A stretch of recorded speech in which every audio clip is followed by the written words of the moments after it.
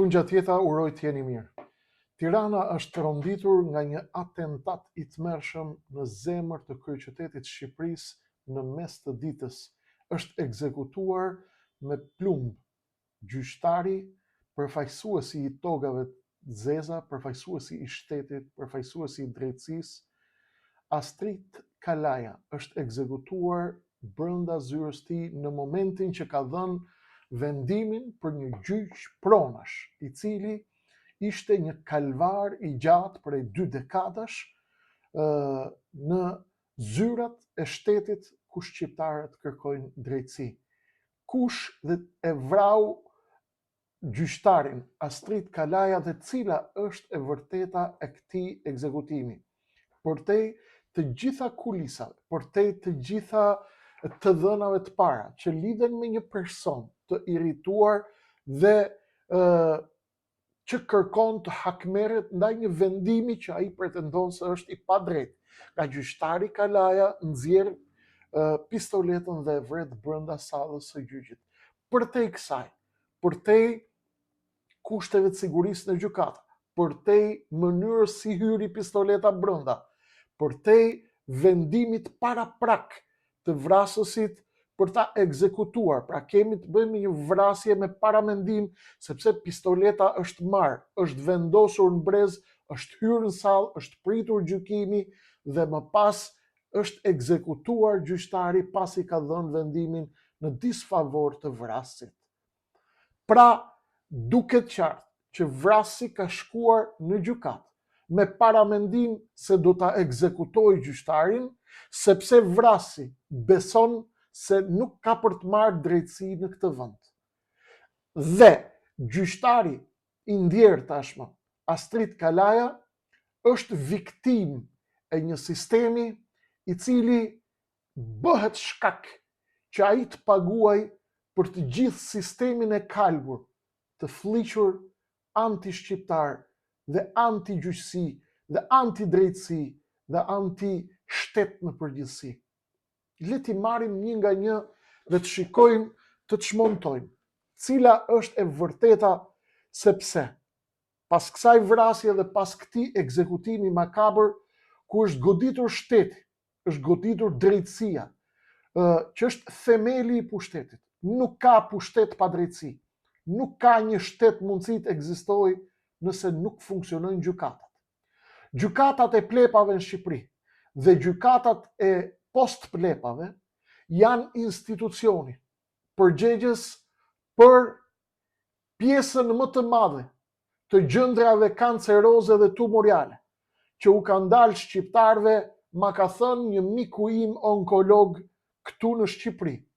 Kreshnik thot, besoj fuqimisht si onkolog specialist, mjek specialist i sëmundjeve të kancerit.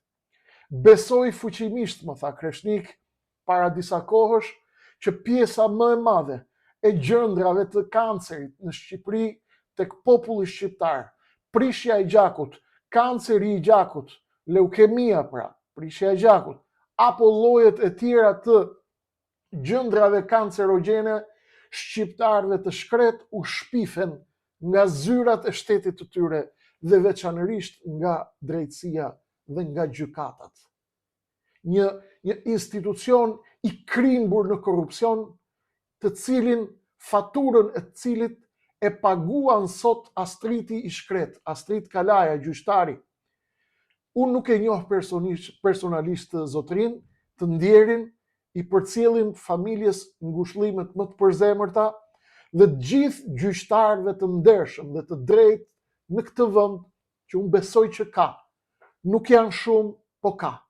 Ka burra dhe gratë ndershme të cilët unë i njoh, i kam parë, ecin rrugë me biçikletë, ecin dhe pin kafe me gjithë njerëzit, ecin me xhaketat vjetra që i kanë bler ke Gapi apo i kanë bler shumë lirë, bëjnë jetë modeste dhe nuk janë krimba hajdut të cilët kanë vënë miliona e miliona euro pasuri mbi gjakun e këtij populli.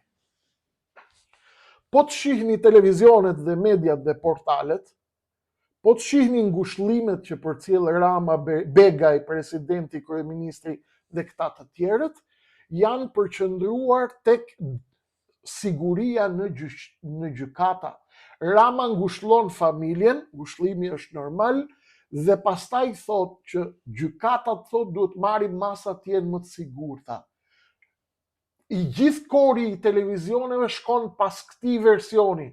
Pra, është vrarë një gjyqtar sepse nuk ishin marrë masat brenda në gjykat. Dhe ky është mashtrimi i madh i shqiptarëve.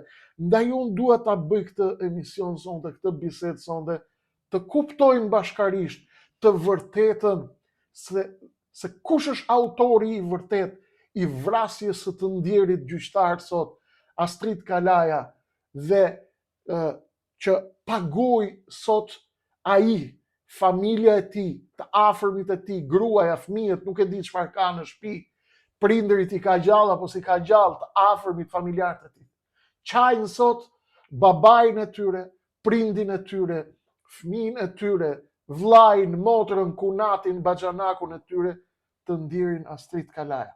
E çajin sot sepse e ekzekutoi një sistem i cili i mbjell kancer, mbjell vdekje tek jetët e shqiptarëve prej 34 vitesh. Hulumtova pak për të ndjerin Astrid Kalaja, gjyqtarin e ekzekutuar sot në zemër të Tiranës në mes të ditës, në zyrën e tij brenda gjykat. Dhe del që i ndjeri ka kalu dhe vetingu në vitin 2019, nuk rezulton ndonjë personazh i korruptuar dhe shkon dhe vritet i shkreti në mes të zyrës.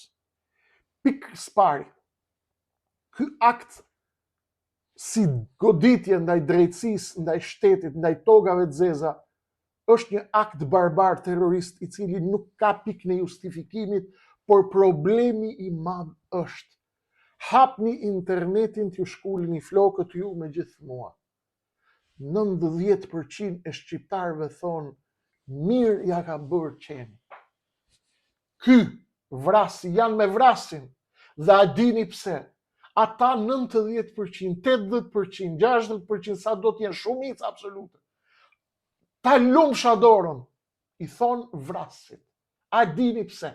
Ata nuk e bëjnë këtë sepse urrejnë Astrid Kalaja. Ata nuk e bëjnë, ata nuk e njohin fare kush është i ndjeri Astrid Kalaja që u ekzekutu. Por është një hakmarrje që del nga zemra e një populli që nuk e shijoi kur pikën e drejtësisë në këtë vend. Filozofi i famshëm Jean-Jacques Rousseau kur flet për Adheun flet gjatë dhe bën një përkufizim brillant për të.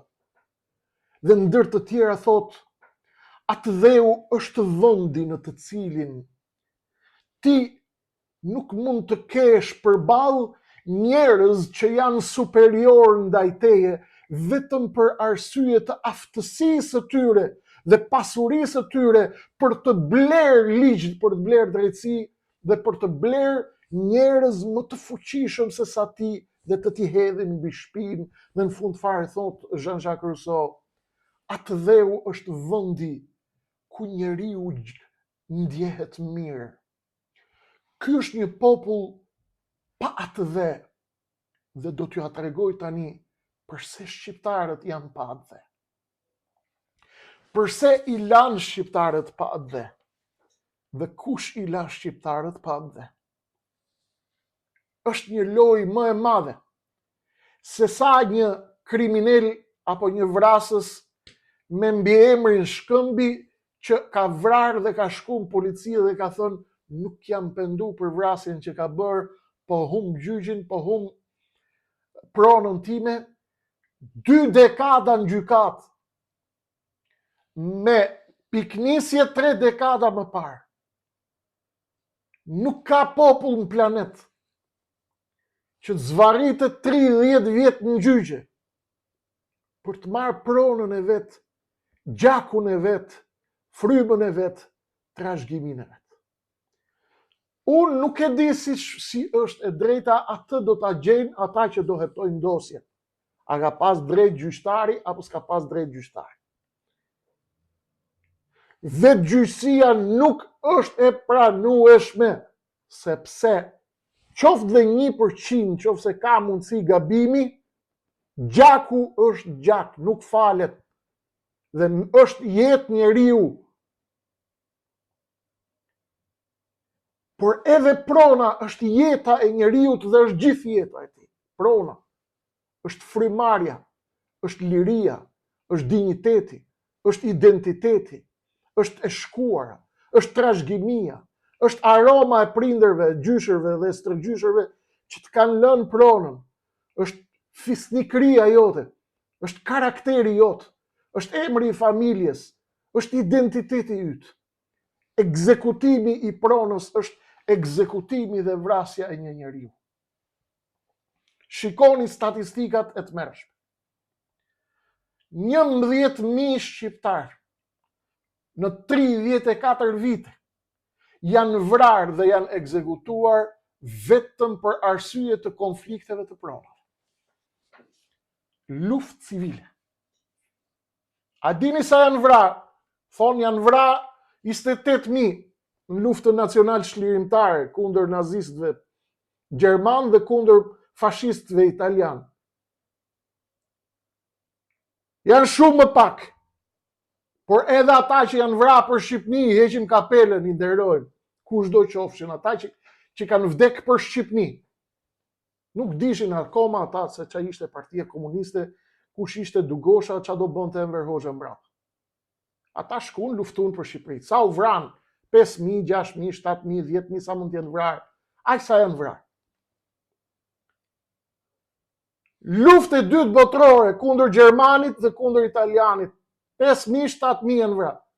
34 vite në post-monizëm, 11.000 vdekje, vrasje shqiptarët mes njëri tjetrit për arsye të pronave dhe për arsye të vendimeve barbare të gjykatave dhe vendimeve kundër shkeljes me këpucë të gjakut të këtij populli. Të rrallë janë se ju që na ndihni nga Kosova, nga Dardania, nga Maqedonia, nga trojet shqiptare apo ju që jeni në diasporë, ndoshta nuk e kuptoni mirë se çfarë po them. Sepse ndoshta nuk e keni përjetuar atë që ndodh me pronat në Shqipëri. Më ndiqni me kujdes se do t'ja bëj qartë që të kuptoni se pse këtij populli këtu i ka ardhur këtu.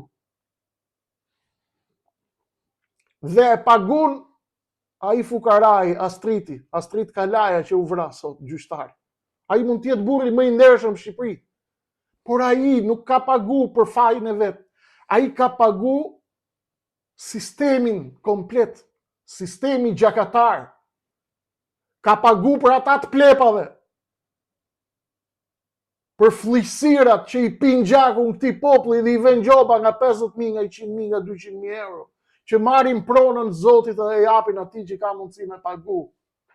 Ai ka pagu për vendimet barbare të qeverisë dhe ligjin për investime strategjike, që i merr pronën atij pronarit shkret atje dhe ja jep oligarkëve, ja jep karteleve, shefave të karteleve, ose ja jep pronarëve kompanive të mëdha ndërkombëtare, të cilat vinë këtu, ndërtojnë resorte, ndërtojnë pasuri ortak me këta qeverisë tonë, me ligjin e investimeve strategjike që ja përlan pronën fukarajt dhe ja jep atij që nuk i takon.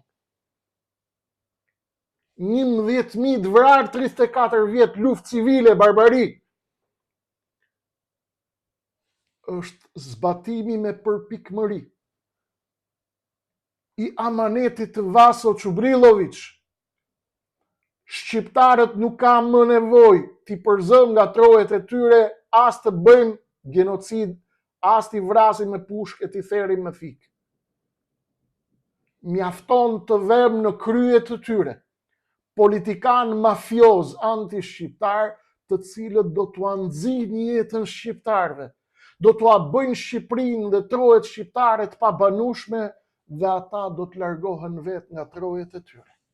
Amaneti i Çubrilovićit e ka zbatu kasta 34 vjeçare anti-shqiptare me përpikmëri prej kriminalësh dhe gjakun e paguajti sot faturën e paguajti sot gjaku i Astrid Kalas, për të cilin zagarët bëjnë si kur qajnë tani dhe shprehin indignatën e madhe.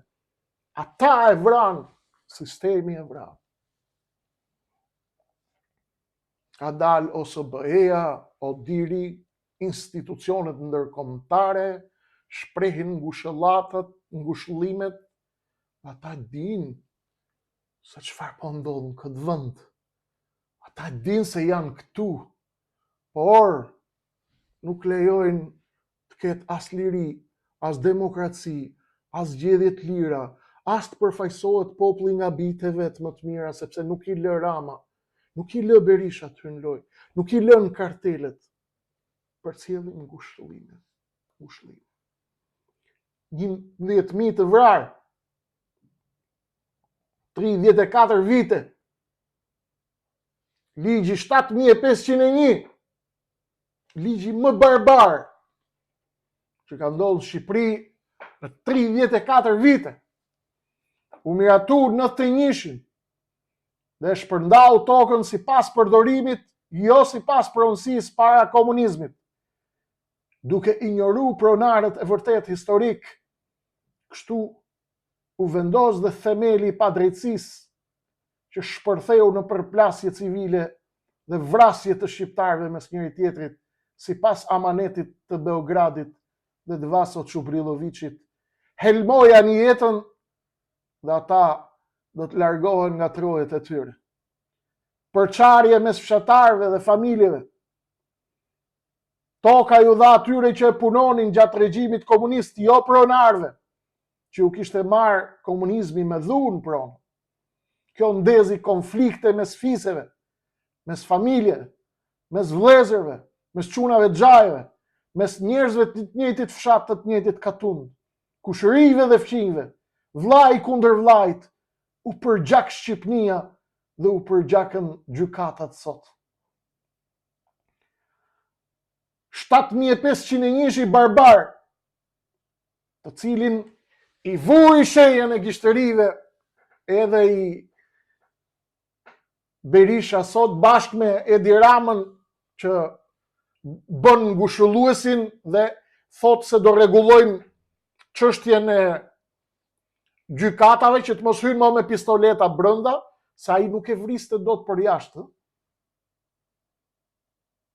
Ai kishte marrë vendimin me vrar, ai e vriste edhe në gjykat, e vriste edhe jashtë gjykatës, e vriste edhe duke hyrë ke shtëpia vet, edhe duke dalë nga shtëpia.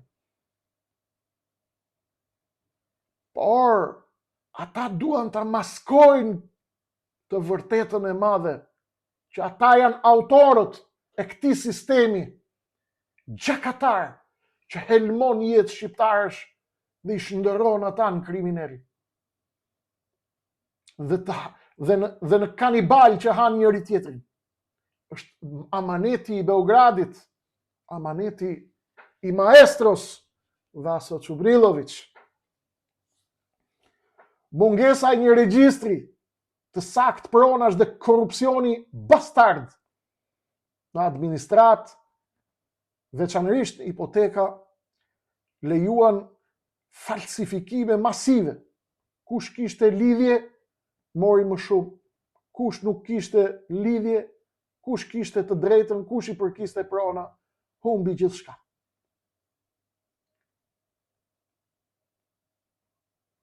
Shteti dështoi, sistemi dështoi dhe asnjë qeveri, as Berisha, as Rama, as PD, as PS, nuk patën guximin të shfuqizojnë ose të rishikojnë ligjin barbar 7501, që ishte ligji i thertores shqiptare dhe ligji që ka vrarë sot edhe gjyqtarin Kalaja, të ndjerin Kalaja.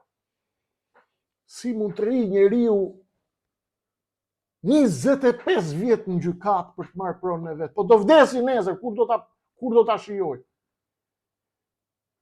Si mundet një pronë të ketë 4 pronar? Hajde ta gjesh kush e ka falsifiku, pronari i parë, pronari i dytë, pronari i tretë apo pronari i katërt.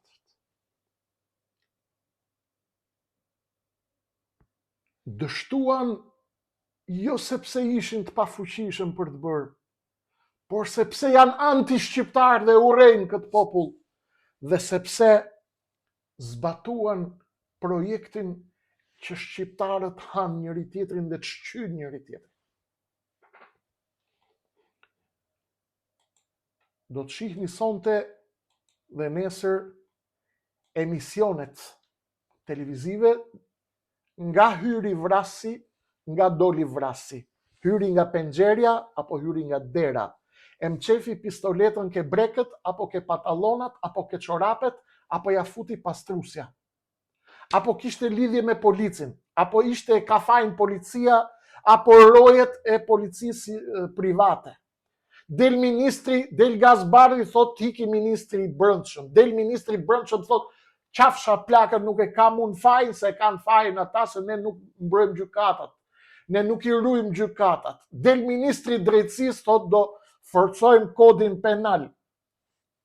Si koncert në vitin 1934, që rrihnin goberët. Për të vënë ligjin. Kuptoni? Për të rujt drejtat e gomerëve. Populli është fut në gjak, sepse e ka fut paria anti-shqiptare, paria e hajnis, paria e anti-shqiptaris, e cila nuk lejon të bëj askush zgjedhjen e tij të lirë në këtë vend, sepse shteti kontrollohet nga një mafje bipolare e lënë amanet nga Ramizalia në 1991. Nuk i hy fare. A kishte drejt, ka vendos drejt gjyqtari, apo ka vendos padrejtësisht? Ky është subjektu hetimi. Ata që do merren me dosjen. Një njeri që shkon në gjyq 30 vjet, është një kriminal potencial. Si mundet, miqtë e mi, vlla im dhe motra ime shqiptare? Gjykat apeli me 34 gjyqtar, ka 50.000 dosje atje. 35.000 deri në 50.000 dosje. Grusht gjyqtarës që punojnë në kushte çnjerëzore, hanë dhe plumin mes sallës, dhe pagu i ndershmi për hajdutin, pagu i ndershmi për gjykatësin e plepave, pagu i ndershmi për kriminelin dhe vrasin dhe hajdutin, që ka vënë qindra miliona e miliona lek mbi krimin dhe mbi padrejtësinë dhe mbi gjakun e pirë të këtij populli, duke nxjerr kriminal nga burgjet, duke nxjerr vrasës dhe trafikant nga burgjet dhe duke futur, duke i mbushur ata me të pafajshëm.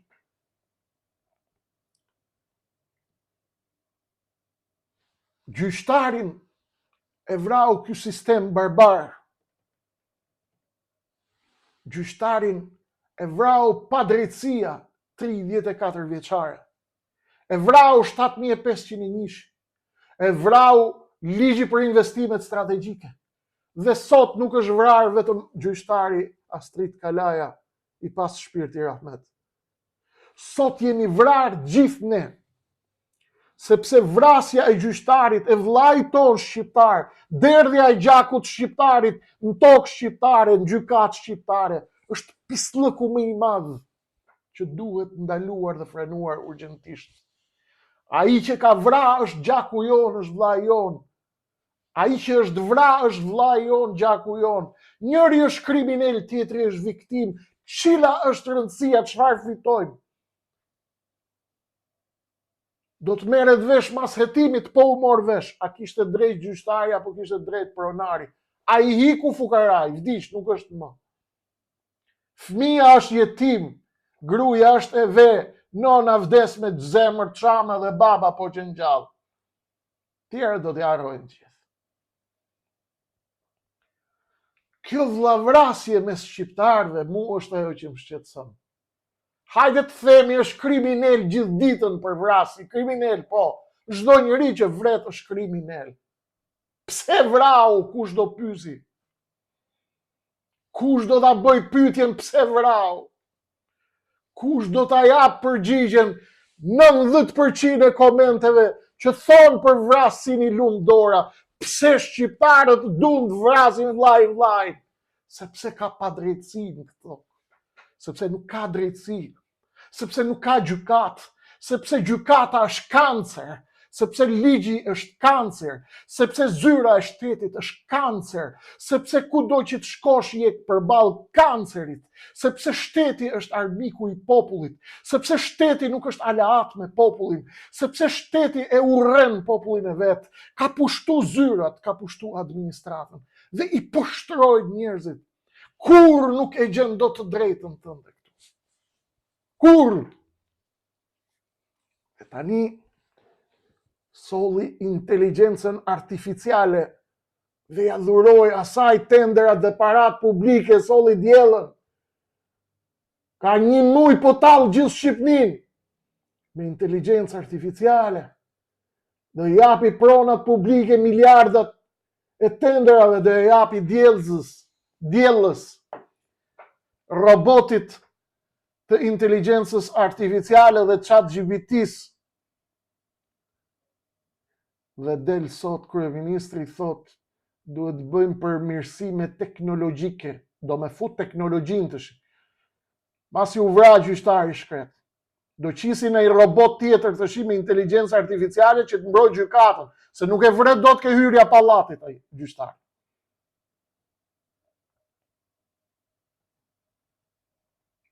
Mjerim nuk ka pas ti mjerim. Dhimbje nuk ka pasaj dhimbje. E kuptoni çfarë po ju bëjnë. Hapini sonte studiot e prime time-it, se gjitha do merren me gjyqtarin sonte. Nuk do merren me thelbin, nuk do përmendin kush e ka bërë, pse është bërë, çfarë fshihet mas 7501-shit, si po vriten shqiptarët, si janë 11.000 shqiptarë kanë hëngër kokat e njëri tjetrit. Dhe sa 11.000 të tjerë do ta hanë. Në qoftë se situata vazhdon kështu, derisa ata pak burra e gratë nërshëm që do ngelin dhe thonë të marrim kalamaj të zhdukemi nga këtu, se ky vend nuk bëhet më dhe amaneti i Vaso Çubriloviçit shkojnë në fund.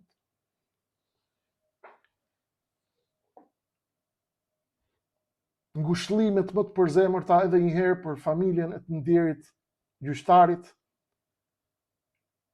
Lutem, uroj dhe shpresoj që i Madhi Zot ta pranoj të ndjerin, të vendos i Madhi Zot dorën për këtë popull, sepse ky popull me sa shoh unë e pëlqeka cirkun dhe teatrin dhe ka kalu në fazën e shijimit për dhunimit. Grekët thonë, në qoftë se nuk e shmangni do të përdhunimin, përpiquni ta shijoni atë. Populli këtu ka hyrë në një fazë që po fillon të shijoj dhimbjen e përdhunimit, dhimbjen e pushtrimit, dhimbjen e skllavërimit. Dhe ne duhet mes kësaj dhimbje të grumbullojmë të gjitha energjitë tona, miq, vëllezër dhe motra, shpëtojmë kombin dhe të ngrijmë, të nxjerrim nga koma këtë komb në gjendje vdekje. Do të thot dikush nga ju kreshnik, nga ta gjejmë optimizmin me këtë tablo të errët të zezë, të vërtet siç është, ka ta gjejmë këtë optimizëm. Do ta gjejmë, vëllezër dhe motra, sepse shqiptarët janë aty. Shqipnia është aty. Është në gjendje gati të vdekur. Dhe nuk ndjen gjë. Ne po përpiqemi për natë ta zgjojmë. Po e pickojmë, po e prekim, po e tundojmë, po e godasim me elektroshok. Pse e dini? Shqipnia dhe shqiptarët janë në gjendje si ai që merr narkozë në sallën e operacioneve në spital. Ati futi gjithë thikat, nguli gjithë thikat, ai nuk ndjen gjë. Por është aty, është gjallë. Shqiptarët janë në të njëjtin moment, janë aty, janë gjallë, frymojnë, por janë në gjendje droge, janë në narkozën e regjimit bipolar, mafioz, të lënë amanet nga Ramiz Alia në 91-shin. Kasta 34 vjeçare që i theri dhe i vrau me njëri tjetrin me ligjet barbare dhe me më barbarin më të madhe shtetërore, e cila i bën shqiptarët të largohen nga dheu i vet. Do t'i zgjojmë sa t'i dal narkoza.